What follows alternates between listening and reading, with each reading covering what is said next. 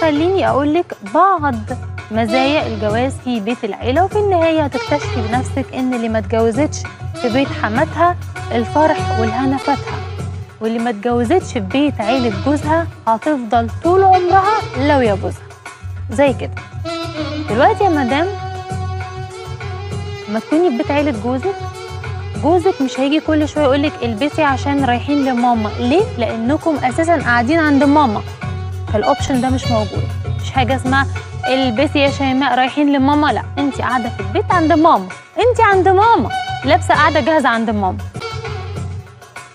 بعدين انت هتخرجي من بيت عيلتك، انت مامتك وباباكي واخواتك القرود الحلوين، على بيت عيله تاني مامته وباباه واخواته الغزلان، اخواته البنات الغزلان. ها، مامتك باباكي حماكي وحماتك. ايه المشكله؟ فين الفروق؟ طلعي الفروقات ولا اي فرق.